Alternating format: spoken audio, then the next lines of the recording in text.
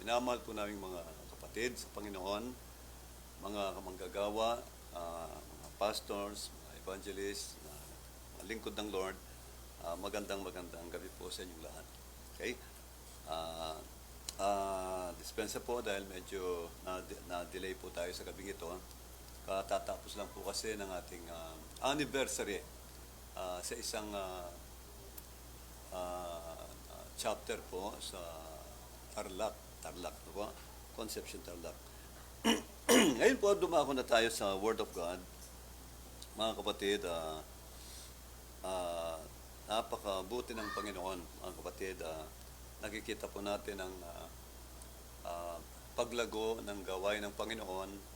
Nakikita natin ang mga kapatid natin na patuloy na tumatatag sa faith, lumalakas, katulad ng Tarlac na umabot na sila ng 10 years. Kaya ito pong katatapos na anniversary ay 10th year anniversary nila. Talagang nakipag-celebrate po kami. Ang lahat ay nagre-rejoice sa kabutihan ng Panginoon sa kanyang church, sa kanyang mga anak. Kaya talagang ang ating Diyos ay tapat at buhay na kumikilos, nagliligtas, nagpapala. Kaya kami po talagang pinagpala ng Panginoon sa anniversary ito na 10th year anniversary na po. Ngayon masaya rin kami sa mga kapatid natin dyan sa Mindoro. Sila po ay nagtitipon ngayon at kasama natin. Magandang gabi po mga kapatid sa Mindoro. Patuloy po silang pinapatnubayan ng Panginoon. Lumalago ang gawain doon at sila po ay nagtitipon. Alam nyo ba mga kapatid, sila po ay nagla-live streaming po ngayon sa isang bahay doon. Ginawa nilang parang fellowship center. Kaya napakabuti ng Diyos sa kanyang mga anak. Nagdanasa po ako na makarating po tayo riyan. Pinagpe-pray ko po itong crusada riyan. Magkakaroon tayo ng crusade sa Mindoro bilang suporta sa mga kapatid natin sa Mindoro. Ihanda lang po lahat ng ating kailangang ihanda. God bless you all mga kapatid sa Mindoro at ganun din po sa Nueva Ecija. Lahat ng kapatid yan na napaka-supportive sa gawain ng Panginoon, napaka-babait at very hospitable. Pinagmamalaki ko po rin yung mga kapatid dyan sa Nueva Ecija. Ganun din po sa Tarlac, Alexican, Jeffmin, at iba-ibang mga lugar. Binabati rin po natin yung mga kapatid natin sa Magalang, no? Sa Porac po, yung gawain doon. Tuloy po ang gawain bukas sa Porac. Kaya magandang gabi rin po sa inyo lahat. God bless you sa inyong lahat dyan. Okay, tumako po tayo sa Word of God. Kahit hindi na natin siguro pakahabaan ito, napaka-alaga lang po. Babasahin ko lang ang Ephesians. Magkaroon tayo ng konting message dito. Kahit siguro mga 30 minutes para po meron tayong Word of God for tonight, no? Sabi rito ni Apostle Pablo, sabi niya sa Ephesians chapter 4, chapter 1 muna. Isa ito sa paborito kong sulat ni Apostol Pablo, itong Ephesians. Napakayaman ng Ephesians. Dito natin makikita ang dakilang biyaya ng Diyos sa Iglesia sa lahat ng mananampalataya. Dito mo makikita ang iyong inheritance, ang greatness, sabi ng Panginoon, the greatness of your inheritance, sabi niya. Napakalaga po ito. Pag nalaman mo itong mga sinabi ng Lord dito, makikita mo yung right position of a child of God, of a servant of God sa banal na kasulatan. Magagawa mo ang mga ginawa ni Kristo, sabi nga ng Lord, verily I say unto you, he that believeth in me, the works that I do, shall he do also. Napakatotoo po niyan. John chapter 14 verse 12. Sabi ni Jesus, the works that I do, shall you do also. tingnan niyo po, unawain natin mabuti. Lahat ng ginawa ko, gagawin din ninyo, sabi ni Jesus. Ano bang ginawa ni Jesus nang siya nasa ministry bilang tao, nang magkatawang tao siya? Ano bang mga ginawa niyang great works dito sa mundo? Bumuhay siya ng patay. Pinalakad niya ang lumpo. Binigyan ng paningin ang mga bulag. Nilinis ang mga may ketong. Grabing mga milagro. Kaya mga kapatid, sabi ni Jesus, the works that I do, shall you do also. Malaman lang natin itong mystery ng Ephesians, Book of Ephesians, makikita po natin ang dakilang salita ng Diyos na pinangako ni Jesus. Sabi niya, the works that I do, shall you do also. And, meron di pa tapos doon, and greater works than this, sabi niya, greater works than this shall you do, because I go unto my Father. Ang dino po, sabi ni Jesus, lahat ng ginawa ko, magagawa din ninyo.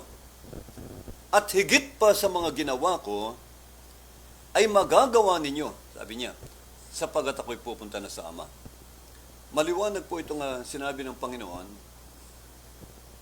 Yun palang ang kapangyarihan ng isang Kristiyano, mga kapatid. Maraming Kristiyano kasi hindi nila ma-realize po ito, hindi nila ma-comprehend itong mga salita ng Diyos na ito dahil masyadong spiritual. Tayo mga carnal, no? Mga nasa laman. Kaya maraming Kristiyano hindi nila maunawaan po ito. Akala nila napakalayo ng Panginoon sa kanila, pero hindi nila alam, nabubuhay po tayo sa panahon na po ng nasa last days na po tayo. At ang pangako ng Lord sa atin, alam nyo, hindi na po God above all. Tatlo yan God above all, God above, God above, God with us, and God in us. Yung three dimensions, no? Three dimensions ng Panginoon. Number one po, Old Testament, God above us. Ang Diyos nasa taas. Bumababa lang po pag nagpapakita sa Israel o nagpapahayag ng salita niya sa Israel, sa kanilang tabernakulo. Pero sa panahon ng mga apostol, God with us. Ito po, God with us ang Panginoon sa panahon nila. Pero sa panahon natin ngayon, napakalapit ng Diyos, mga kapatid. Napakalapit ng Panginoon sa mga Kristiyano ngayon. Hindi na po God with us, kundi God in us. God in us. Napakalapit ng Panginoon. Ang Diyos ay nasa atin, sabi ng Bible. Nasa iyo ang Panginoon, nasa puso niyo ang Panginoon. Mga kapatid, sapagkat ibinuhos niya na sa atin ang Holy Ghost, sabi ng Bible, sa lahat ng mga tunay na mga believers, meron na kayong mga Holy Ghost sa inyong mga puso. At ang Holy Ghost na yan, alam niyo kung sino siya? Siya si Jesus. Si Jesus Christ mismo. Kaya nga sabi ni Lord, kumakatok ako sa inyong mga puso, kumakatok ako sa inyong puso, sa pintuan. Ang pintuan na niyang puso natin. Sino mang magbukas ng kanyang pinto at ako'y papasukin o tanggapin. Sabi ni Jesus, ako'y papasok sa kanya at mananahan akong kasalo niya. Kasama natin ang Panginoong Jesucristo. Kahit saan ka pumunta, sabi nga ng Lord, I will never leave you nor forsake you. Hindi kita iiwanan. I am with you always, even unto the end of the world, sabi niya. God is in us. With us and in us. Napakaliwanag po niyan. Kaya, mga kapatid, kaya nating gawin yan. Sabi ng Lord, the works that I do, shall you do also. And greater works than this, shall you do. Sabi niya, igit pa sa ginawa ko, gagawin din ninyo. Bakit? Sapagkat iniwan ng Lord ang authority sa church. Iniwan niya ang authority sa iglesia. Mga kapatid, napakalinaw nito, mga kapatid. Pero maraming Kristiyano, hindi nila maintindihan pa ito. Hindi nila makuha yung mystery ito. Maganda babasahin ko itong Ephesians para magkaroon tayo ng Word of God. Dito po, sabi niya, sabi ni Jesus, dito po sa 3, no? Blessed be the God and Father of our Lord Jesus Christ, who has blessed us with all spiritual blessings in heavenly places in Christ. Sabi rito, pinagpala raw po tayo ng Diyos. Binless niya tayo with all spiritual blessings in heavenly places in Christ. Kaya yung blessing na yan, hindi lang po sinabi ng Lord na kalahati sa blessing ang ibibigay ko sa inyo. O some no? We are blessed with some spiritual blessings. Hindi niya sinabing some o kalahati. Ang sabi niya, with all spiritual blessings in heavenly places in Christ. Lahat daw tayong na kay Kristo Jesus, binlessed na tayo ng Lord with all spiritual blessings. Napakaganda po nito. Kaya kailangan lang nating makita yung mystery, yung revelation. Kaya nga, pag nalaman mo ang salita ng Diyos, yung revelation ng Lord, sa blessing na yan, sa power na yan, doon pa lang magmamanifest sa'yo yung power ng blessing. Ang blessing lang doon, nakita natin yung sinabi ni Jesus, the works that I do, shall you do also. Doon magmamanifest yan kapag na-realize na natin kung sino tayo. Pag nalaman ng church, who really the church is, and what she stands for, sabi ng Biblia, and what you have made of, makikita nyo sabi ng Biblia, mga kapatid, talagang magmamanifest sa'yo yung power. Magmamanifest sa'yo si Jesus Christ. Sinabi ni Kristo yan eh. Sabi niya, ang nagmamahal sa Ama o sa akin ay nagmamahal sa Ama. Ang sumusunod sa aking mga aral, mga salita, sabi niya, mamahalin ang aking Ama. Tinutukoy niya yung kanyang divinity side, no? Sabi niya, at ako at ang aking Ama, tignan po yung sinabi ni Jesus, ako at ang aking Ama ay magmamanifest sa Kanya. Praise the Lord, napakagandang mystery nito. Paano ba yan? Dalawang spirito? Hindi po, iisa lang. There's only one Spirit. Sabi ng Ephesians chapter 4. There's only one God, one Father, and one Holy Spirit. Isa lang po ang Holy Spirit, hindi po dalawa. Bakit sinabi ni Jesus yon? Ako at ang aking Ama magmamanifest sa iyo. Imamanifest ko ang aking sarili at ang Ama sa iyo, sa iyong katawan. Anong ibig sabihin ni Lord doon? Imamanifest niya yung kanyang sarili. Isang espiritu, pero dalawang role ang gagampanan niya sa iyo. Parang si Jesus Christ. Isang katawan, nangaral siya sa mundo, nagministry siya, pero dalawang role ang ginagampanan niya. Role ng Ama, role ng anak. Nakikita natin doon. Ano yung role ng anak? Kapag si Jesus po nakikita nagpa-fasting, nananalangin, makita niyo po, ang nagmamanifest doon, hindi po ang Ama, ang anak. Spirit of the Son. Yun po ang nagmamanifest sa kanya. Pero kapag siya po ay nasa pakikibaka na, nagmamanifest yung kanyang kapangyarihan, nagpapalayas ng demonyo, papagaling ng mga may sakit, nagmamanifest po ang power. Nagmamanifest sa kanya ang Spirit of the Father. Ganyan po ang mystery. Ganon din sa atin ngayon. Pwedeng magmanifest sa iyo ang Ama at ang Anak. Ang ibig sabihin ng Spirit of the Son, yun po ay Spirit of obedience. Spirit of a servant of God. Spirit of, sacrifice. Spirit of obedience. Ganyan po ang anak ng Diyos. Masunurin hanggang kamatayan. Makita niyo po, nagpasakop sa Ama. Spirit of the Father, magmamanifest sa iyong Father, ang power ng Panginoon, kapag ikaw po ay halimbawa, ikaw ay nagpapalayas ng demonyo, nagmamanifest ang kapangyarihan ng Diyos sa iyo, nagmamanifest ang Ama. Yun po. Isang Spirit, isang Holy Spirit, na may dalawang role na ginagampanan. Ganyan po ang sinasabi po ng salita ng Diyos. Okay. Kaya sabi rito, binless tayo ng Panginoon, ng Diyos, with all spiritual blessings. Grabe ito. With all. Kaya nga mga kapatid, ibig sabihin kasama na yung kapangyarihan. Kaya kailangan maunawaan natin ito. Malaman mo na meron kang kapangyarihan. Sabi ni Jesus, Luke chapter 10 verse 19. Tingnan niyo po ito. Ito maganda. Dapat ito laging binabasa ito ng mga lingkod ng Diyos. No? At saka ng lahat ng mga naglilingkod sa Panginoon, mga Kristiyano. Gawin yung memory verse po ito. Gawin niyo itong memory verse dahil ito'y kapangyarihan. Salita ng Diyos ito na sinalita ng Panginoong Jesucristo. Alam niyo man yung sinabi ni Lord. Sabi niya, lahat ng aking mga salita na sinasalita, sabi ni Jesus, hindi nanggagaling sa akin.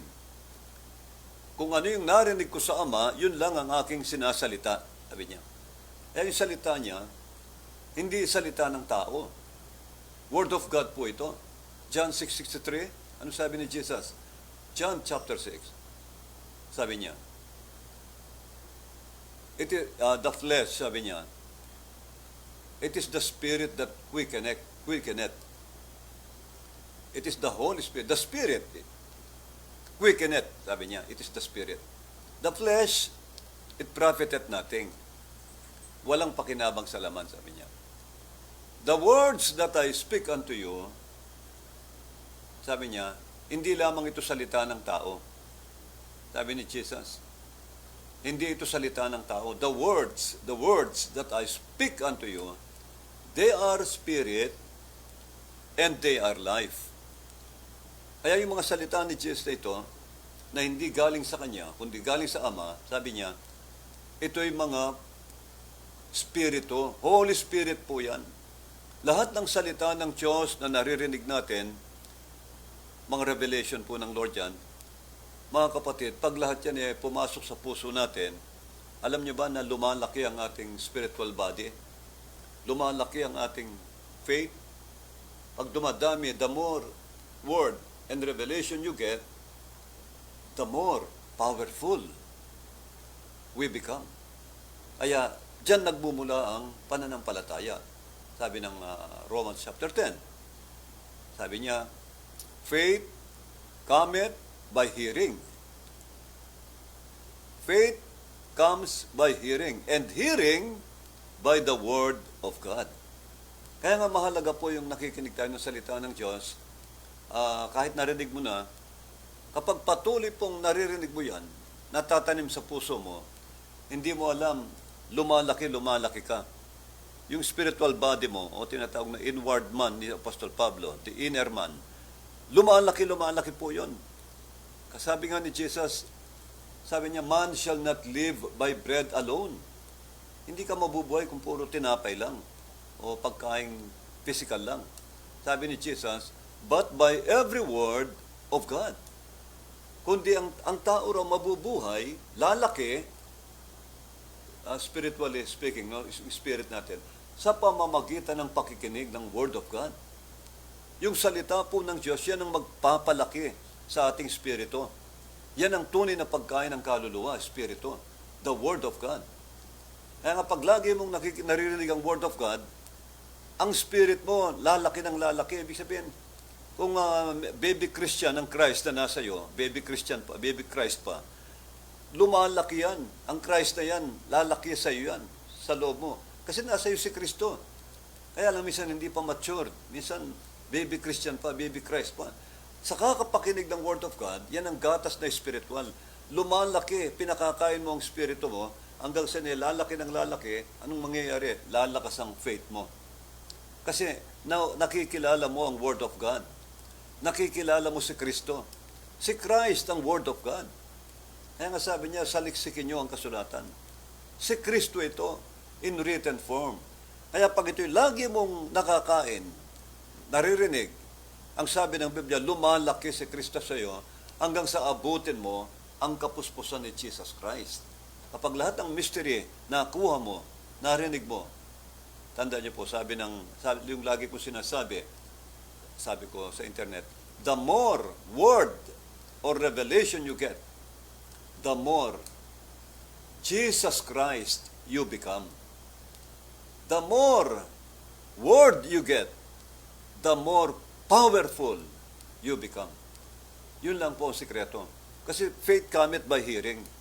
Sa kakapakinig natin, lumalaki ang ating pananampalataya. Bakit? Dahil nakikita natin, naririnig natin yung Word of God, katulad ngayon, nalaman pa natin na sinabi pala ni Jesus, lahat ng ginawa ko, magagawa rin nyo. Kailangan lang nating subukan. Kailangan lang nating i-exercise yung ating authority. Maliwanag po ito, mga kapatid. Kaya sabi ng Biblia, mahalaga ang pakikinig ng Word of God. Magpatuloy po kayo sa inyong pakikinig. Wala pong sayang sa oras ng pakikinig nyo sa Word of God. Dahil dito, purong salita ng Diyos ang ipapakain po namin. Purong salita ng Diyos ang hinahanda namin. Wala pong salita ng tao rito. Ibig sabihin, walang kabuluhang salita. Lahat ng message sa programang ito, mga kapatid, magpapalago sa ating spirito. Magiging blessing po sa ating buhay. Kapag ang spirito mo lumago, lumakas ang faith mo, alam niyo ba yung mga bagay na material? Sabi ni Jesus, all these things, sabi niya, all these things shall be added unto you. Idaragdag lang po ng Diyos lahat po ng mga bagay sa mundong ito na hinahanap natin. Lahat ng bagay, sabi niya, and all these things, seek ye first the kingdom of God. Ano yung seek ye first the kingdom of God? Kingdom of God, spiritual. Unahin natin ang Word of God. At anong sabi niya? All these things shall be added unto you. Pag lumakas na ang spirit mo, nag-mature ang iyong spirit, lalakas ang faith mo. Anong mangyayari? Lahat ng bagay, idaragdag ng Lord sa iyo. Sabi ng Biblia. Hindi lang yan, magiging powerful Christian ka. Overcomer. Ayon sa Biblia, you are more than conqueror in Christ Jesus. Walang dadaig sa iyo. Dahil alam mo na ang authority mo. Balik tayo sa authority. Luke chapter 10 verse 19. May sinabi si Jesus, para malaman nyo kung gaano ka-powerful ang isang Kristiyano. Kung malalaman lang niya. Sa gabing ito, i-reveal ng Panginoon sa iyo. Sa pamamagitan ng kanyang lingkod, i-reveal niya ang susi, ang kaalaman tungkol sa authority na nasa iyo. Kasi maraming Kristiyano hindi nila alam. Meron silang kapangyarihan. Meron silang authority kasama nila, pero hindi nila kilala, hindi nila alam. Kasi nga dahil nga sa kakulangan ng kaalaman, talagang hindi kikilos ang power ng Lord. Ano sabi ng Diyos? Nasa Hosea, my people are destroyed. Destroyed for their lack of knowledge. Maliwanag po yun. Ang aking bayan, pag sinabing bayan, mga anak, church yan. Ang aking bayan ay napahamak, sabi ng Panginoong Diyos, sapagkat kulang sila ng kaalaman. Kaya nga mga kapatid, maraming Kristiyano ganon. Dahil kulang ng kaalaman, yung nasa kanya, hindi niya alam. Hindi nila alam kung ano yung nasa kanila. Meron akong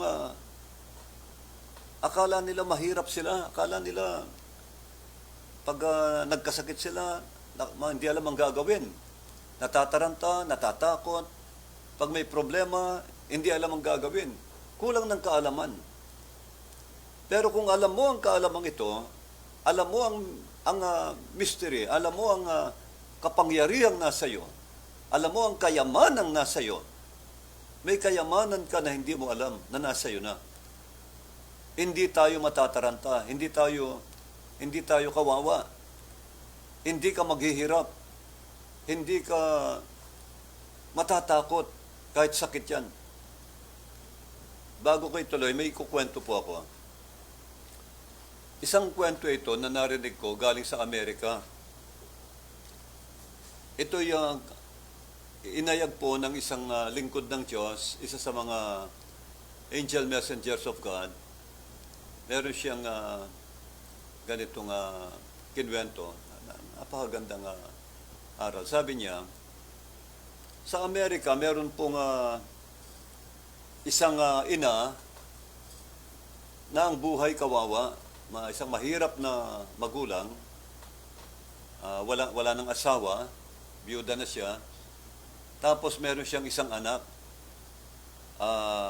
Nandun po sila sa Amerika nakatira. Alam mo, sa Amerika, marami namang naghihirap dyan. Itong mahirap na anong ito, nakikita ng mga kapitbahay niya, kawawa talaga. Minsan, binibigyan lang nila ng makakain. Dahil nung araw, meron siyang isang anak na pinag-aral niya ito sa India, at nakatapos ng pag-aaral, pero naubos ang kanilang mga ari-arian, mga konting lupa na ipagbili, naghirap siya. Akala niya, nalimutan siya ng kanyang anak. Kaya nabubuhay lang po sa isang kahig, isang tuka, tatrabaho para may makain. Isang araw, nakita ng mga kapitbahay niya, parang hindi lumalabas ng bahay. Nangamba yung mga kapitbahay niya, bakit itong sister na ito hindi lumalabas ng bahay? Baka kaya may sakit o ano man, no? Nang puntahan po nila, nakita nila na kawawa ang kalagayan, mahina ang katawan. Ang ginawa nila, nireport nila sa gobyerno. Alam mo, sa gobyerno sa Amerika, may mga social worker dyan, parang DSWD, na kumakalinga sa mahihirap doon sa Amerika. Nireport nila yan. Kaya ang gobyerno ng Amerika nagpadala kagad ng isang team para asikasuhin itong may sakit na ito na ina at in-interview nila. Sabi niya, wala ka bang kamag-anak? Sabi nila. Wala ka bang asawa? Sinabi niya, wala na. Meron lang ako isang anak na nasa India, nagtatrabaho sa India. Hindi ka ba niya sinusulatan? Hindi ka ba niya kinokontak? Ay, sabi niya, sinusulatan naman. Sinusulatan niya ako, sabi niya. Regular naman yung sulat. At pinadadalan pa ako ng mga poster, parang mga poster na may mga view, may mga magagandang tanawin doon. Ang gaganda. Ang gaganda nga ng mga pinadala niya. Sumusulat naman po. Siguro baka nasa pagsubok lang, kaya hindi niya ako matulungan. Sabi ng mga social worker, dahil alam nila, nagtatrabaho yung kanyang anak doon at nakatapos ng pag-aaral doon, alam nila may trabaho yun. Pwede ba naming makita? Pwede po bang makita ang mga sulat niya? Pati na yung mga pinadadala niyang mga cards, no? Mga cards doon. Alam niyo mga kapatid, nabigla sila.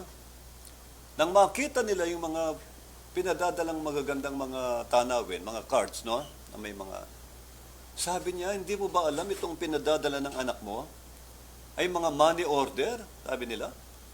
Mga money order ito, hindi basta cards ito. Hindi ito basta tanawin lang na pinadadala ng anak mo. Malaking halaga ito, itong mga pinadadala niyang buwan-buwan sa iyo, napakalaking halaga na. Mayaman ka, sabi nila.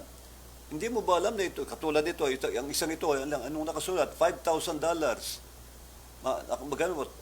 $10,000, $3,000. Ang dami po nakalagay. Mga money orders ito. Dala lang ng kanyang, alam nyo na, ignorante, kulang ang kaalaman. Hindi niya naintindihan yung mga cards na yon, mga money order yon, pinadadala ng anak niya na pwede mo nang ipa-encash kagad. Pwede mo na kagad ipa-encash yun sa bangko dahil may pondo yon. Kaya sabi niya, hindi mo lang alam. Mayaman ka, sabi niya. Hindi ka dapat nakatira dito sa pulubing lugar na ito. Hindi ka dapat nakatira sa ganitong lugar. Hindi dapat ganyan ang kinakain mo. Dapat ang kinakain mo, masustansya, masarap na pagkain, dahil mayaman ka. Hindi mo lang alam kung gaano kalaking halaga ang nasa sayo. Ganun po, nabigla siya. Dapat hindi ka nakatira dito, dapat sa'yo nakatira ka sa dissenting bahay, sabi niya. Ibig sabihin, kahit sa subdivision, pwede kang tumira. Napakalaking halaga nitong naipon mo. Alam niyo mga kapatid, ganun ang maraming Kristiyano. Ganun po ang maraming Kristiyano ngayon. Hindi nila alam, meron silang kayamanan, meron kang kayamanan na hindi mo lang alam, na pinadala na ng ating Ama sa atin. Pinangako na ng ating Ama sa atin ang napakaraming kayamanan sa salita ng Diyos. Kaya lang kulang lang tayo ng kaalaman, hindi natin makita, hindi natin maunawaan, kaya hindi natin nakiklaim, mga kapatid. Sabi ng Panginoong Jesucristo, I give unto you power, sabi niya, to tread on serpents and scorpions. Luke 10:19. Lucas 10, chapter 10, verse 19. Narito, binigyan ko na kayo ng kapangyarihan, sabi niya, upang apakan ng inyong mga paa si Satanas at ang kanyang mga kampon. I give unto you power to tread on serpent and scorpions and over all the power of the enemy. Ang linaw po nun. And over all the power of the enemy. Binigyan ko na kayo ng kapangyarihan para apakan ng inyong paa lahat ng kapangyarihan ng kaaway. Ang kaaway ay si Satan. Alam niyo yun, no? Sabi ni Lord, binigyan ko na kayo ng kapangyarihan upang apakan ng inyong paa si Satanas at ang kanyang mga subordinates, kanyang army, kanyang mga evil spirits, mga kampon ng kadiliman. Talo na sila, sabi ni Jesus. Wala na silang magagawa laban sa inyo. And over all the power of the enemy, lahat daw ng kapangyarihan ni Satanas, under mo, suko sa iyo, at wala na silang magagawa laban sa iyo. Hindi ka na nila kayang saktan, hindi ka nila kayang patayin, wala na silang magagawa. Sabi niya, I give unto you power to tread on serpent and scorpions, and over all the power of the enemy, and nothing, sabi niya, ang linaw, nothing shall by any means hurt you. Wala raw makakapanakit sa iyo sa kapangyarihan ng kadiliman, ng kaaway. Kaya nga ibig sabihin, tagumpay na. Ang Panginoon mula nang tanggapin mo, sabi ng Bible, kasama ka na sa pinagpala ng Lord with all spiritual blessings. Binigyan ka na niya ng pangunawa. Anong pangunawa? Dahil sa sugat ni Kristo, mga latay at sugat na tinanggap niya, magaling na tayo. Pinagaling na tayo ng Diyos dahil sa latay at sugat ni Kristo. Dahil sa kanyang karukaan, 2 Corinthians, ang linaw po ng 8:9. Alam niyo ang biyaya ng Panginoong Jesucristo. Alam niyo ang grace of God, grace of the Lord Jesus Christ. That though He was very rich, yet for your sakes, He became poor, that you through His poverty might be rich. Malinaw po yun. Nagpakadukha raw si Kristo sa mundo upang sa pamamagitan ng kanyang karukaan, kayo naman, sabi niya, ay kanyang payamanin. Grabe po. Kaya yung kayamanang pangako niya, binigay na sa atin yan. Wala tayong gagawin kundi i-claim natin. Claim po natin. Paniwalaan natin ang Word of God. Pag nalaman nyo ito, malalaman mo, tayo pala'y pinagpala ng Panginoon. Hindi po tayo kawawa. Pinakamapalad tayong tao sa mundo, mga kapatid. At sabi ni Jesus, binigyan ko na kayo ng kapangyarihan. Kaya ang diablo, wala ng power ang diablo para adlangan ka, para patayin ka, sabi ng Biblia. Binless tayo ng Lord, sabi rito, God has blessed us with all spiritual blessings in heavenly places in Christ. Sabi pa ni Paul, pinapanalangin ko, sabi niya, hindi ako humihinto sa prayer, sabi ni Apostol Pablo. Hindi ako humihinto sa panalangin. Ang panalangin ko, maunawaan yung mabuti, sabi niya, sa mga hentil. Ang sinusulatan ni Paul ay ang mga hentil. Ang church, Alam nating lahat na ang church ni Kristo, hindi po Hudyo. Hindi po Israel ang church. Ibang grace ng Lord sa church. Ililigtas sila ng Lord sa panahon ng tribulation period. Panahon po ng Armageddon. Pero sa panahon natin, ito ang panahon ng church. At ang church, alam nating lahat, ay Gentile. Gentile church. Si Joseph, na type ni Jesus Christ, ay nag-asawa ng hindi Hudyo. Ang napangasawa niya, isang hentil, si Azinat. Isang anak ng pari ng Egypt, mga kapatid.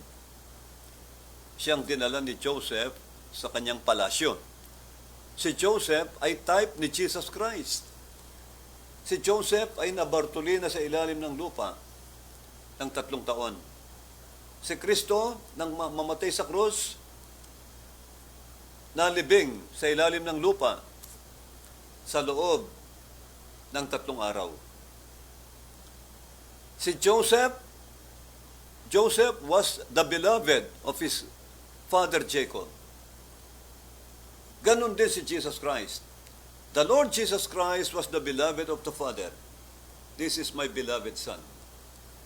Makikita mo yung type. Si Joseph ay isang kasaysayan sa Bible na pinasulat ng Lord para makita natin yung mystery ni Christ.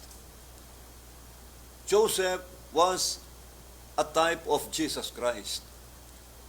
Pinagbili si Joseph ng mga kapatid niya sa isang merchant, papuntang Egypt, sa alagang 20 pieces of silver. Si Jesus Christ pinagbili ni Judas sa halagang 30 pieces of silver. Makikita niyo yung type. Si Joseph, ayon sa banal na kasulatan, nang ilabas siya ng Diyos sa kulungan sa ilalim ng lupa, sa kanyang Bartolina, nang anguin siya ng Lord, i-raised up siya ng Lord. Sabi ng Biblia, umupo siya sa kanang kamay ni Pharaoh, hari ng Egypt. Umupo siya sa kanang kamay ni Pharaoh. Grabe, ano po? Kaya nga makikita mo rin yung type. Sabi ni Pharaoh, Joseph, nang siya i-promote niya na, nakita ko mapagkakatiwalaan kita. Tapat kang lingkod ni Pharaoh. Kaya mula ngayon, dahil nakita ko lahat ng hinahawakan mong negosyong pinahawak ko, umuunlad. Lahat ng pinahawak ko, pinagpapala ng Diyos. Kaya sabi niya, hindi lang yan. Buong Ehipto, sabi ni Pharaoh, pamamahalaan mo. Ikaw nang magiging governor ng buong Egypt. At ako, manonood na lang. Mga kapatid, napakadakilang biyaya. Ginawa siyang tagapamahala ng lahat ng kanyang nasasakupan at ari-arian. Grabe. Prime Minister. Governor of Egypt. Si Pharaoh, nandun na lang. Pahipahinga na lang. Napakasaya niya. Nakakita siya ng taong mapagkakatiwalaan. Ganon din ang Diyos. Naghahanap ang Panginoon sa atin ng mapagkakatiwalaan niya sa kanyang ari-arian. Kaya mga kapatid, si Jesus Christ ganon din. Nang hanguin siya ng Ama sa mula ilalim ng lupa, sa libingan, ni-raise siya ng Panginoon. Anong sabi ng Biblia? Pinaupo siya ng Diyos sa kanyang kanang kamay. Ang kanang kamay ni Diyos at, anong sabi? Ibinigay sa kanya ng Diyos ang lahat ng kapamahalaan sa mundong ito at sa mundong darating, sabi ng Biblia. Not only in this world, but also in the world which is to come, sabi ng Biblia. Kaya nga, pati na yung buhay na darating, siya pa rin. Pinamahala ng Ama sa anak lahat ng kapamahalaan. Na makikita mo rin niya sa aklat ng Matthew, chapter 28, verse 19. Sabi niya, narito, ang lahat ng kapangyarihan sa langit, sabi ni Jesus, at sa lupa, ay binigay ng lahat sa akin. All power in heaven and on earth, sabi ni Jesus. Lahat yan were given unto me. Kaya nga mga kapatid, na kay Jesus na ang lahat ng authority. Na kay Jesus na lahat ng kapangyarihan. Saan? Sa langit at sa lupa. All power. Hindi sinabing kalahati ng power sa langit, kalahati sa lupa. O hindi niya sinabing some of the powers. Hindi sinabing some, kundi sabi na all power is given unto me in heaven and in earth, sabi ni Jesus. Kaya nga napakapalad nating lahat At tayo po ay mga katawan ni Kristo. Lahat tayo church ni Jesus Christ. Alam niyo bang ibig sabihin ng church? Ang church, kayo ang katawan ni Kristo. Kayo ang katawan ni Kristo. Kayo ang kanyang bride or wife. Nasa Revelation 21. Come here, John, sabi ng angel kay Apostle John. I will show you the bride. I will show you the bride of Christ. The wife of Jesus Christ. Sabi niya, I will show you. Pinakita niya ang church. The New Jerusalem. The mountain of God. The city of God. Nakita ni John ang church ng Panginoong Jesucristo. Mga kapatid, sabi ng Bible, sitting in heavenly places with Christ. Pakibasa natin. Basahin po natin ito. Okay, sabi rito ni Paul, that your eyes, nananalangin ako, sabi ni Paul. Pinagpipray ko kayo, mga church, mga saints, the eyes of your understanding being enlightened, that you may know what is the hope of His calling. Ang linaw, nananalangin ako na ang inyong mga mata o pangunawa ay mabuksan at malaman nyo ang pag-asa ng inyong calling o pagkakatawag. And what the riches, ako ang ganda nito, mga kapatid. And what the riches of the glory, grabe of His inheritance in the saints. Ang lino po, remember, you are the saints of the living God. Pag sinabing saints of God, church, mga believers, tinatawag niyang mga banal. 1 Corinthians chapter 1, verse 2, anong sabi niya? Sabi niya po sa Pablo, to them who are in Christ Jesus, lahat ng na-sanctify daw sa pananampalataya kay Jesus Christ, sabi ni Paul, they are called saints. Tinatawag silang mga banal. Pinabanal sila ng dugo ni Kristo, ng pananampalataya nila sa Panginoong Jesucristo. Kaya tayo naging mga santo at santang buhay. Kayo ang tinutukoy ng Lord ng mga saints.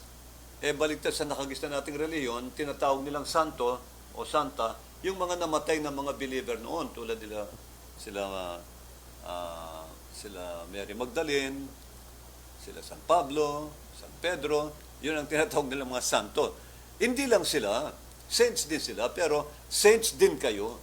Dahil ang ibig sabihin ng saints, nasa 1 Corinthians chapter 1 verse 2, yung mga believers kay Kristo, yung mga sumampalataya kay Jesucristo at sinanctify ng Diyos dahil sa kanilang pananampalataya, nilinis sila ng Lord, pinatawad ang kasalanan at tinawag silang mga saints o mga santo at santang buhay. Sa Tagalog, banal. Sa English, saint. Sa Kastila, santo o santa. Pero sa atin, sa Tagalog, sa Pilipino, banal.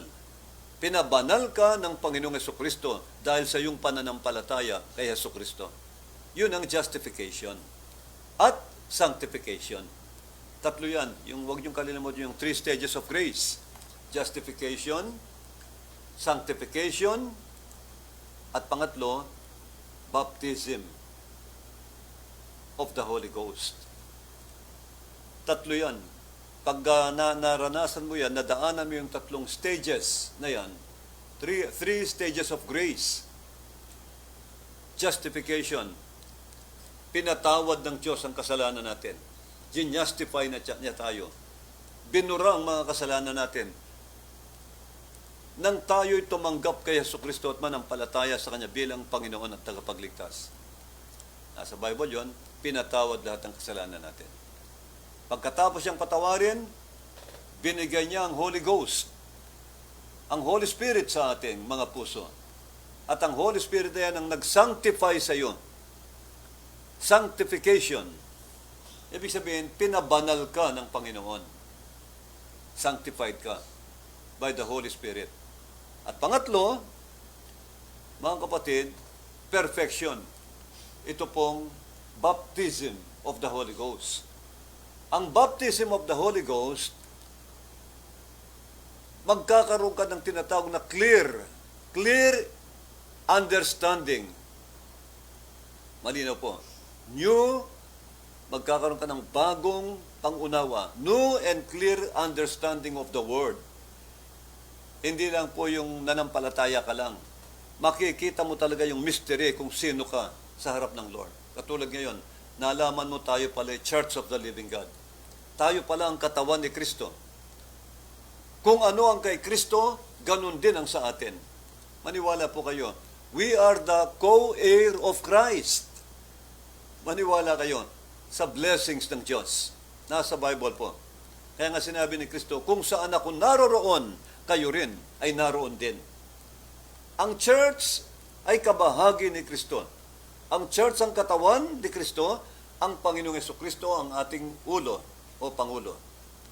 Kaya hindi pwedeng maghiwalay yan. Iisa po yan. Sabi ng Efeso, si Christ ang fullness, ang church ang fullness ni Kristo. Siya ang kakumpletuhan ni Kristo. Kaya nga, iniingatan ni Kristo ang kanyang bride, ang kanyang church. Bakit po? Sapagkat ito ang kanyang katawan. Hindi niya pababayaan ito. Kahit sa panahon ng tribulation period, hindi tayo pababayaan ni Christ. Kaya nga binibigyan niya tayo ng revelation. Malinaw na pangunawa sa salita po ng Lord.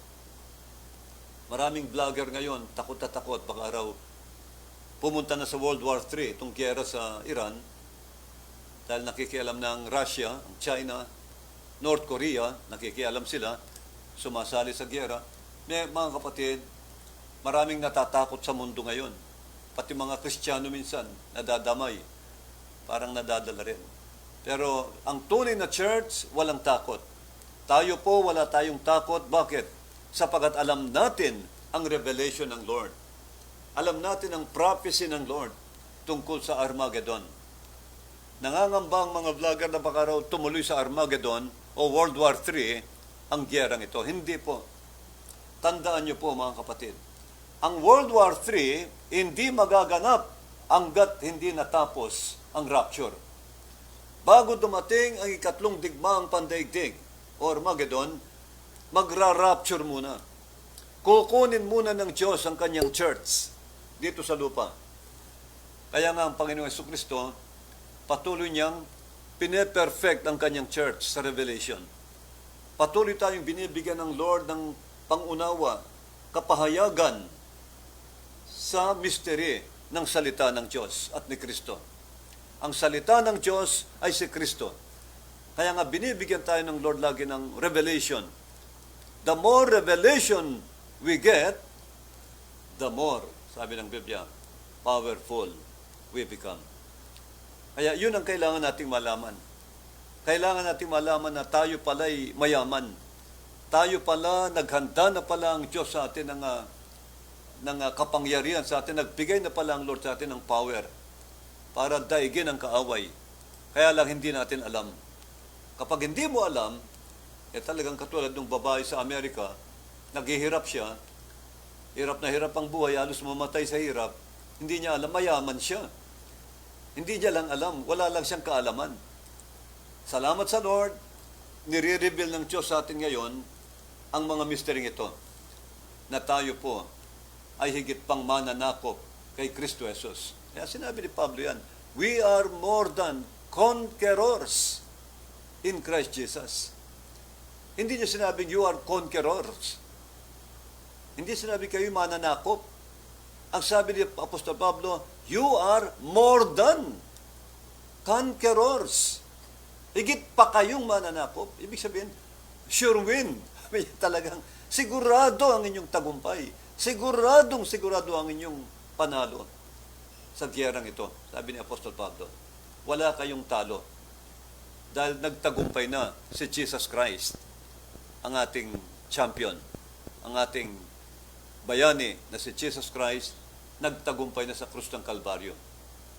Huwag na po tayong matakot kay Satan. Si Satan ay talo ng kaaway, mga kapatid. We are on the winning side. Nasa side tayo ni Jesus Christ. We are on the winning side, mga kapatid. Kaya, higit ang Panginoon na nasa atin. Greater is He that is in you than he that is in the world. Maliwanag yung sinabi ng Bible. Greater is He. Sino siya? Si Jesus. Bakit? Bakit napaka-powerful ni Jesus? Mas makapangyarihan ang nasa inyo kaysa kay Satan, sabi ng Bible. Gaano ba kapangyarihan si Jesus? Alam niyo ba kung gaano kalaki ang kapangyarihan ni Jesus Christ? Nasa Bible, babasahin ko. Sabi ni Pablo, the eyes of your understanding be enlightened. Sabi niya, no? That you may know the hope of your calling. Sabi niya, and the glory and the greatness and what the riches of the glory of His inheritance in the saints. Para sa atin yan. Kaya mga kapatid, napaka-rich pala, what the riches of the glory of His inheritance. Napakayaman pala ng pamana ng Panginoon sa atin. Kailangan malaman mo, ano bang inheritance mo? Ang inheritance natin, alam nyo, mga kapatid.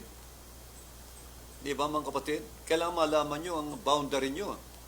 Gaano ba kalawak ang inheritance nyo sa Lord? Joy is mine. Peace is mine. Peace is ours. Joy is ours. Blessings, atin yan. Amen. Mga inheritance natin sa Lord yan. Salvation is ours, mga kapatid. Yan ang mga inheritance natin. Kaya mga tagumpay sa atin yan.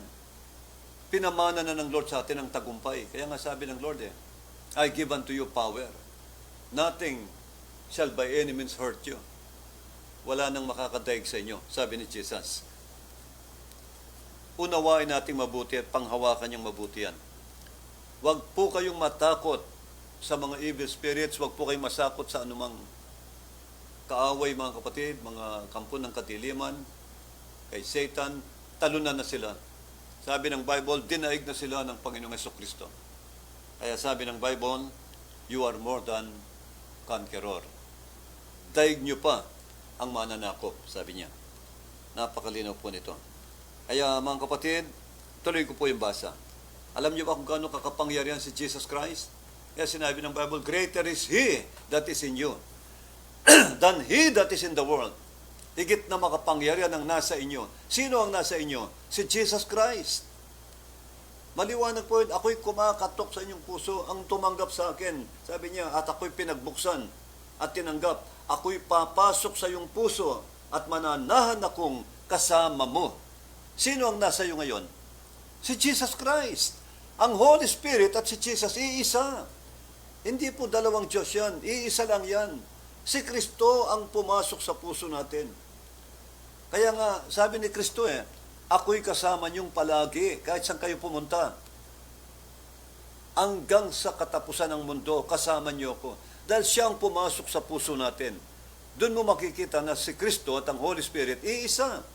Kahit ang Corinto, 2 Corinthians 3, sabi niya, ang Holy Spirit na yon na sumama sa Israel ay si Kristo, sabi ng Bible. Ang Holy Spirit pala na kasama ng Israel ay si Jesus Christ din. Napakalinaw po nito. Yun ang mystery. Mystery lang po. Sapagkat iisa lang po ang Diyos. Wala namang pong, walang kaso yon. Yun ang great mystery. Kaya nga sabi ng 1 Timothy 3:16, great is the mystery of God. May misteryo ang Lord. Kaya nga, hindi iba ang Holy Spirit. Ang Holy Spirit na nasa iyo ay si Kristo. Kaya nga, pagkising mo, kasama mo na si Kristo. Bago ka matulog, kasama mo rin si Kristo na nag-iingat sa iyo. Kaya nga, maliwanag po ang sabi ng Biblia. Greater is He that is in you. Mas makapangyarihan si Kristo na nasa iyo kaysa kay Satanas. Lagi niyong isipin yan, mga kapatid. Gaano ba kapangyarihan si Jesus? Gaano ba siya kakapangyarihan? Gaano ba katindi ang power ni Jesus Christ? Bakit takot na takot ang diablo sa kanya? Pakinggan natin. Sabi rito, sa verse 19 muna. And what is the exceeding greatness of His power to usward? Tingnan nyo. Gusto ni Pablo na makita natin, maunawaan natin kung gaano katindi, kung gaano kalaki, ka-great, ang exceeding greatness of His power na binigay niya sa church, na binigay niya sa iyo.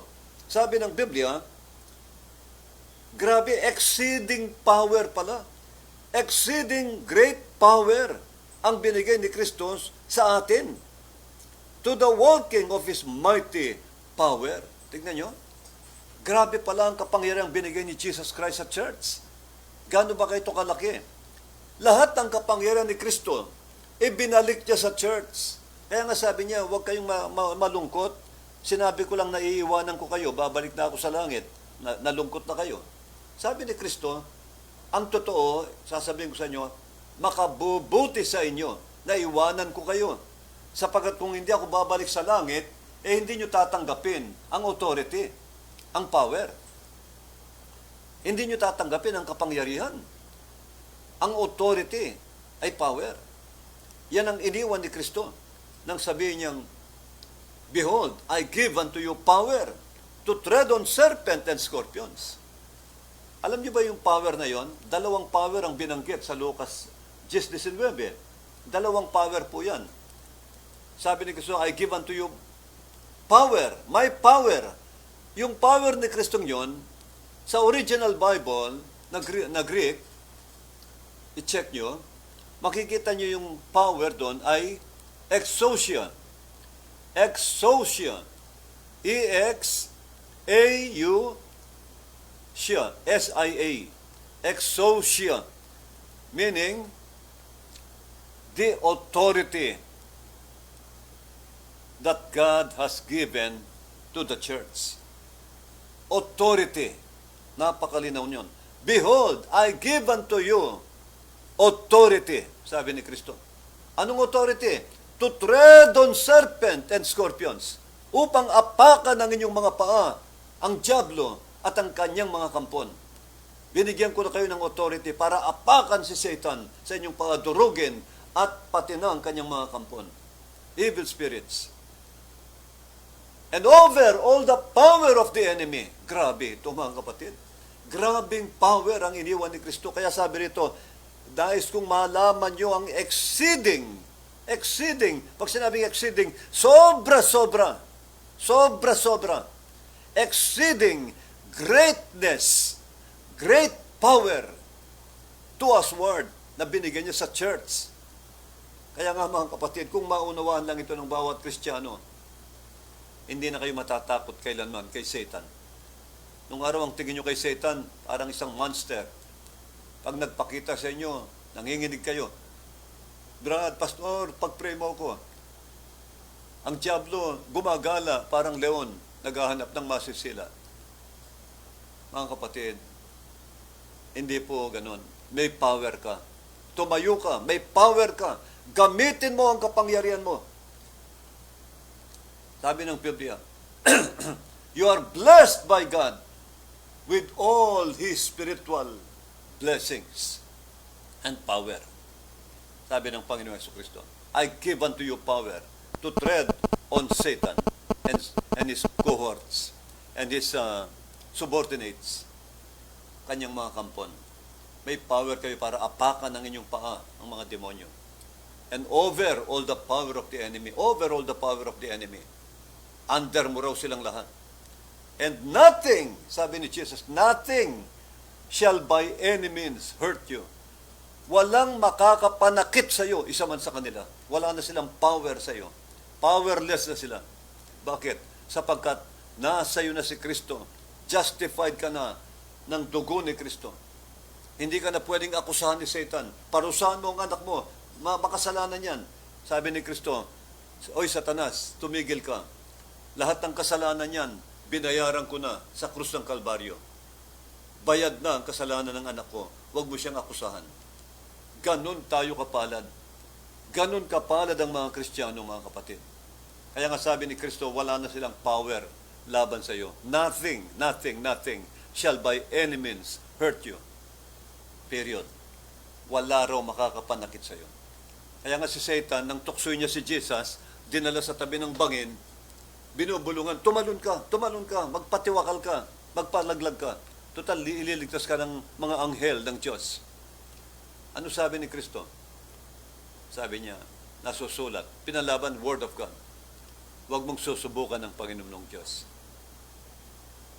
Huwag mong subukan ng Panginoong Diyos. Maliwanag po ang sabi ng Biblia. Bakit si Satan, binulungan siyang tumalon ka? Bakit hindi na lang tinulak ng diablo si Jesus doon sa bangin? Nasa tabi na siya ng bangin. Ba't hindi na lang nasa likod niya si Satan? Ba't hindi na lang siya tinulak? Ang ibig sabihin niyan, wala na siyang power laban sa mga anak ng Diyos. Nothing shall by any means hurt you, sabi ng Panginoon. Hindi ka na kayang itulak ng diablo sa bangin sapagkat justified ka na. Sanctified ka na. Sabi ng Biblia, nasa iyo na si Kristo, kaya punong-puno ka na ng power. Alam ng diablo, wala na siyang authority sa iyo. Ikaw ang may authority sa diablo na apakan mo sa iyong mga paa. Yan ang totoo. Hindi ka na matatakot sa diablo, kay Satan. Ang diablo na ang takot sa iyo dahil nasa iyo ang authority. Sabi ni Jesus, behold, I give unto you power. I give unto you the authority over Satan at ganun din sa kanyang kapangyarihan over all the power of the enemy. Power of the enemy. Ano yung power? Susunod na power. Sa Greek Bible, yung authority yung binigyan ni Jesus, I give unto you power, authority yon, exousia. Yung sa devil, I give unto you power to tread on serpents and scorpions and over all the power of the enemy. Yung power ng enemy, yun ang dunamis. Dunamis. Ibig sabihin, yun ang kapangyarihan ng diablo, yung kanyang lakas, yung kanyang power, mga kapatid. Tandaan po natin, may kaibahan, may pagkakaiba ang dunamis sa exousia. Yung authority, iba ang power ng authority kaysa sa power ng kalakasan. Yung strength, yun ang tinutukoy doon kaysa diablo eh. Dahil meron din silang power strength nila Yung sa mga unbeliever lang yon, gumagana. Pero sa Kristiyano, hindi gagana ang power ng devil. Ano sila? Powerless na sila sa mga Kristiyano. Ano ang pagkakaiba ng exousia sa dunamis? Yung authority sa power. May kaibahan po. Power, itong exousia, hindi kailangang madama mo para ma-exercise mo yung authority. Hindi ito tinatawag na cannot be felt, no? Hindi mo kailangang madama para i-exercise mo yung authority. Anytime pwede mong i-exercise yung authority. Hindi katulad ng power, ang power ng kaaway o ang power ng Panginoong Jesucristo, yung kapangyarihan, no? Nararamdaman yan. It can be felt, no? Katulad ng pagalingin niya ang babaeng inaagasan ng dugo, sabi ng babaeng inaagasan ng dugo, mahawakan ko lang yung laylayan ng damit ng Panginoong Jesucristo. Ako'y naniniwala, ako'y gagaling na. Yun ang kanyang faith. Meron siyang great faith. Nang hawakan nga niya, anong nadama ni Jesus? kapangyarihan lumabas sa kanya. Para siyang nanghina. Sabi niya, sinong humipo sa akin? May nadama kong kapangyarihan sa katawan ko na lumabas at nagpagaling sa kanya. Yun ang power, kalakasan na nagpagaling sa babae. Iba yung authority. Yung authority, nasa sayo na yan. Nasa iyo yan. Nasa mga Kristiyano na yan. Hindi kailangang maramdaman mo muna yung authority bago ka mag-rebuke. Mali po yun. Kahit wala kang nararamdaman, gamitin mo ang authority mo. Nasa iyo yun. Nasa spirito mo na yun. Si Jesus. God is in us. Jesus is in you. Kaya nga, napakalapit ng Diyos sa mga Kristiyano. Kasama natin siya at nasa sa atin siya. Ayon sa Biblia. Yun ang exousia. Yung authority. Katulad, para maunawa natin mabuti, katulad ng isang pulis. Alam mo yung mga nagtatraffic sa highway, mga traffic police. Ang isang alagad ng batas, hindi natin sinusunod yan dahil takot tayo sa kanya bilang tao. Hindi po yung kanyang lakas, yung kalakasan ng katawan niya, hindi yun ang pinantatakot niya. Pag tumayo ang pulis doon sa, sa isang junction, no? Maraming sasakyan, talagang papunta rito sa kaliwa, sa east, sa west, sa south, north, south. Pag sinabi ng pulis, stop! Sinabi ng pulis, stop! Uminto kayo. Anong gagawin yung sasakyan? Kahit mabilis yan, magpipreno yan. Nako, authority to. Pipreno yan. Bakit siya natakot? May authority yun eh. Alam niya ng pulis, dala niya ang authority ng gobyerno. Hindi siya natatakot dahil sa pulis. Dahil sa malaking katawan ng pulis. Isang, kahit diretso mo, mabangga mo yon, walang magagawa ang pulis.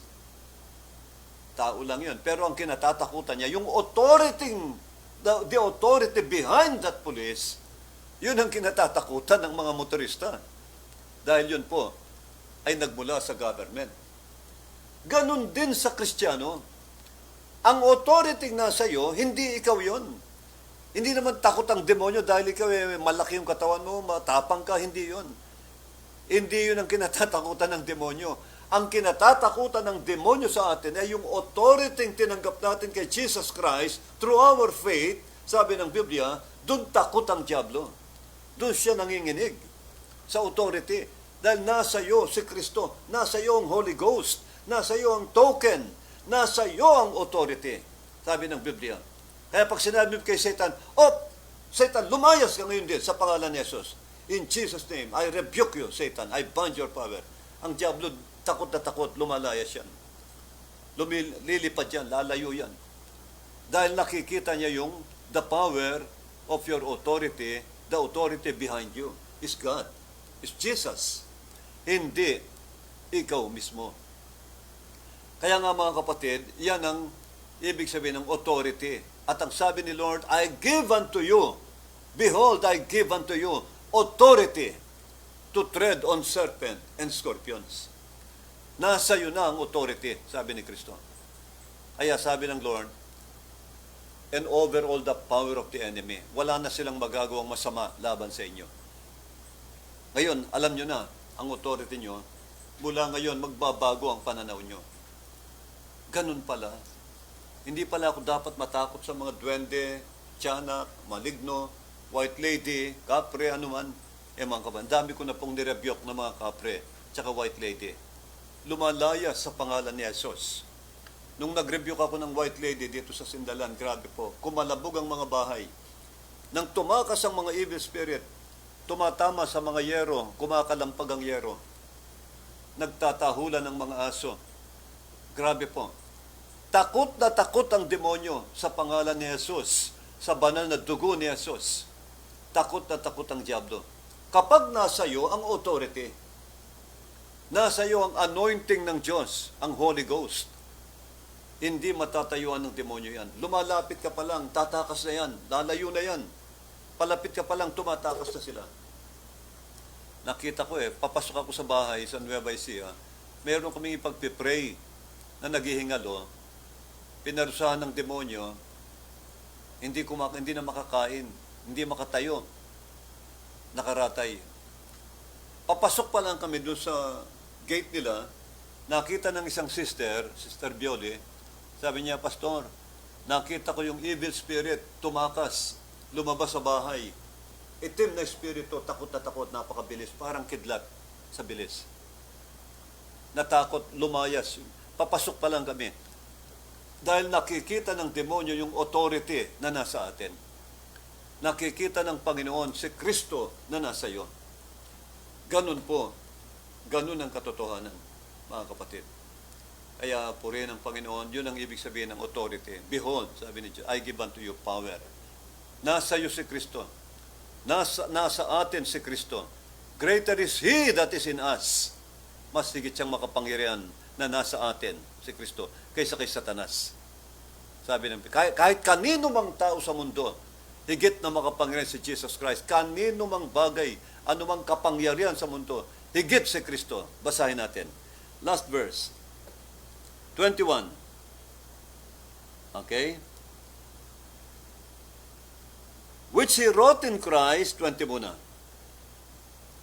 Which He wrought in Christ, ito ang gusto ni Pablong maunawaan natin when He raised Him from the dead and set Him on His own right hand in the heavenly places.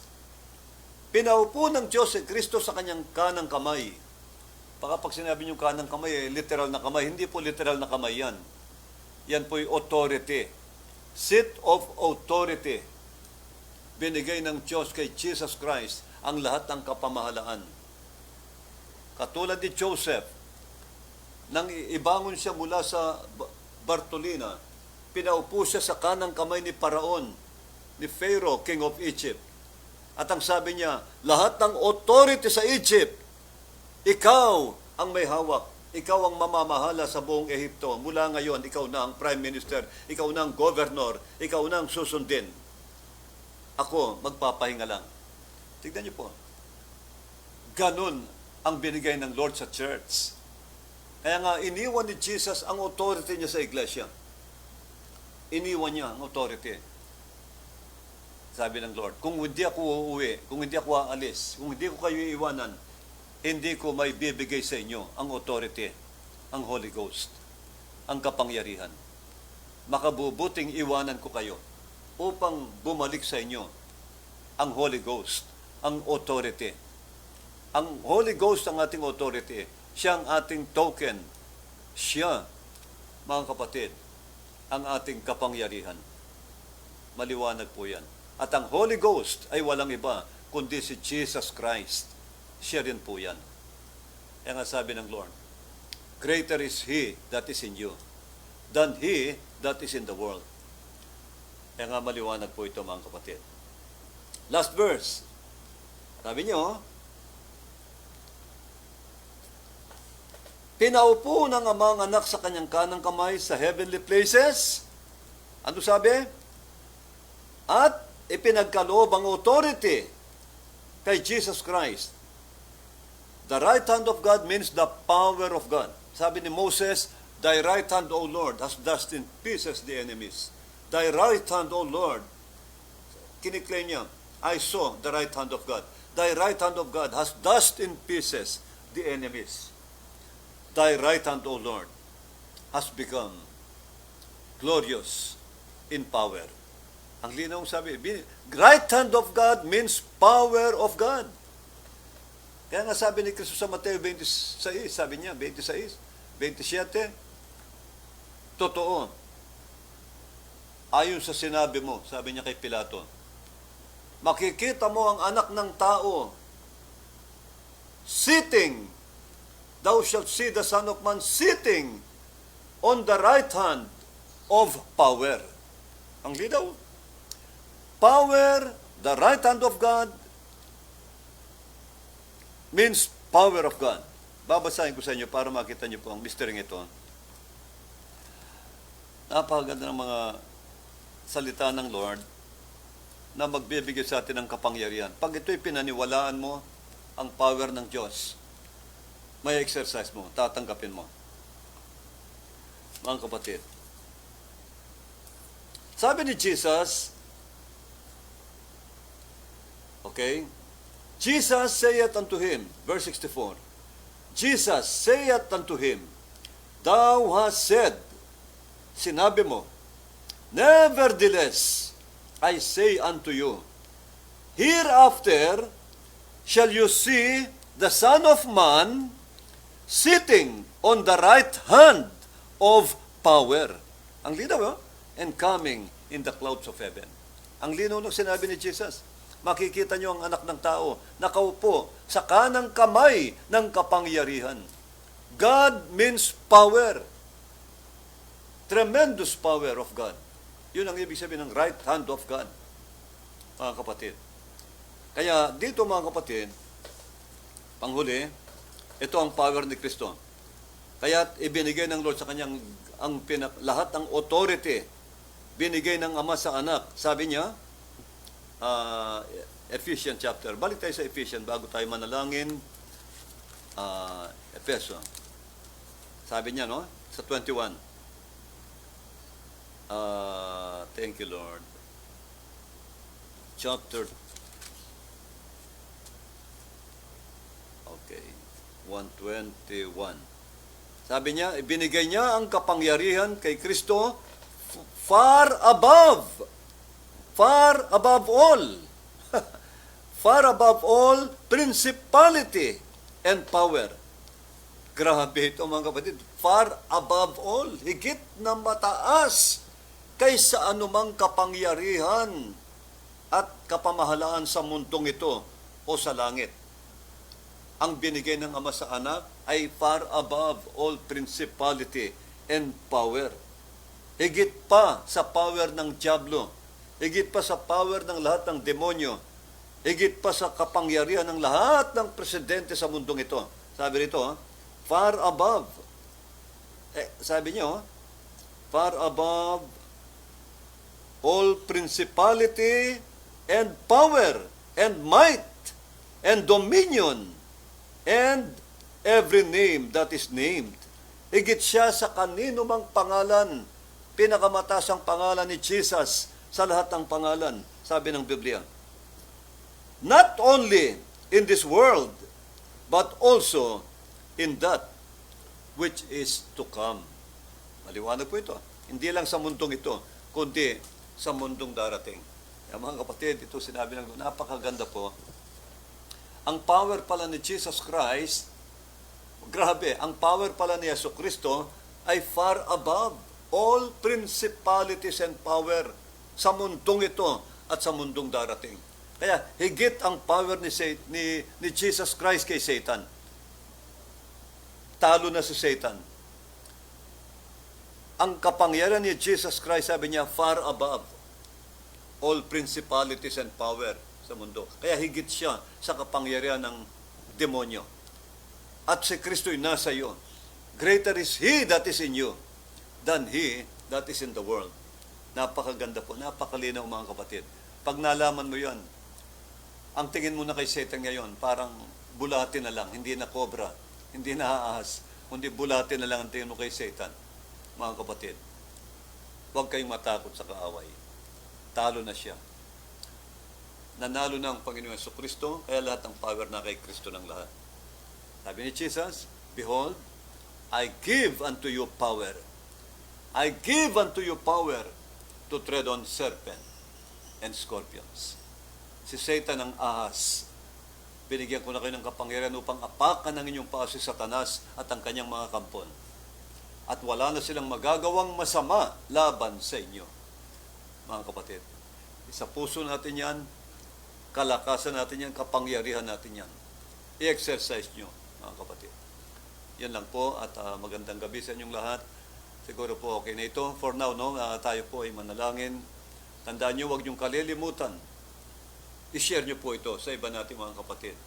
Share nyo ang mensaheng ito para na rin kayong nangangaral. Pag ito'y sinyer nyo sa mga taong may mga cellphones, may mga Androids, may mga touchscreens, may mga internet, para na rin yung sinyer ang gospel sa kanila. Isang paglilingkod sa Lord. Ilapit natin sila sa Lord.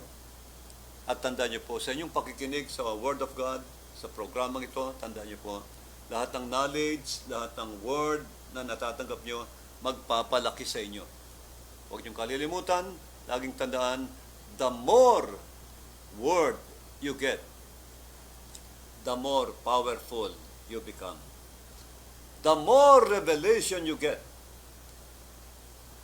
the more Word of God you get, the more Jesus Christ you become. Yun lang po at magandang gabi sa inyong lahat. Manalangin po tayo sa gabing ito. Lord Jesus, minsan pa nagpapasalamat po kami, Panginoon, sa gabing ito, sa kapangyarihan na binigay mo po sa amin. Lord God, salamat sa kapangyarihan ng iyong mga salita. Salamat sa kapangyarihan ng iyong banal na pangalan. Ang pangalang pinakamataas sa lahat ng pangalan. Jesus Christ, the King of Kings and the Lord of Lords. Lord, ang pangalang kinatatakutan ng lahat ng demonyo. Lahat sila'y nanginginig sa pangalang Jesus. Maraming salamat sa iyong banal na pangalan, Lord, na aming itataas sa mundong ito. Walang may tataas sa mundong ito, Lord, kundi ikaw lang, ang banal mong pangalan. Lord, salamat po. Dalayan ko lahat ng aming mga kapatiran na nakikinig lagi sa programang ito. Pagpalain mo pong lahat. Pagalingin mo lahat ng may karamdaman, Lord God. At patuloy mong pagpalain ang aming live streaming sa internet, sa Facebook at YouTube. Patuloy ka pong kumilos, mightily, sa programang ito upang lahat ng makarinig ay maligtas at mapagpala, Panginoon, at maging handang-handa sa nalalapit mong pagbabalik sa rapture. Salamat po, Lord. I-bless niyo po lahat ng mga kapatid sa buong isang linggong darating nito. Pasaganahin mo lahat ng iyong mga anak sa financial, material, physical, higit sa lahat sa spiritual. Pagpalain mo rin lahat ng kapatid ko na mga, Lord, mga kailangan nila ng tulong mo itong aming kapatid sa Mindoro. Lord, dalayan ko, balutin mo silang lahat sa iyong banal na kapangyarihan, sa iyong banal na dugo. Ganun din lahat ng kapatid namin sa iba't ibang bansa. Ingatan mo po silang lahat, Panginoon, at pakabalutin sa iyong banal na dugo at proteksyon ang kanilang mga pamilya, tulad nila Sister Irish, Sister Nicole, sila Sister Dulce, ang lahat ng kapatid namin sa buong Pampanga. Lord, lahat-lahat po ng iyong mga anak sa iglesyang ito. Lord, pagpalain mo pong lahat. Ingatan mo silang lahat. Lahat ng kapatid namin sa Nueva Ecija, sa Tarlac, Lord, sa Mindoro, Lord Jesus, sa iba't ibang lugar. Pagpalain mo po silang lahat, mga mahal na Panginoon. Dalayan ko rin po, Lord, na patuloy kang magligtas ng marami pang kaluluwa. Pagpalain mo ang aming mga lakad sa buong isang linggong darating, lahat ng outstations, Lord, sa gawain mo sa lugar po ng bukas ng gabi sa Porac, Pampanga. Pagpalain mo ang gawain mo roon bukas, ang mga anak mo roon, ilapit mong lahat, ang lahat ng kapatid sa buong Tarlac, Nueva Ecija, Panga, Panginoon. Lord, patuloy mo silang pagpalain lahat sa aming mga outstations, Lord.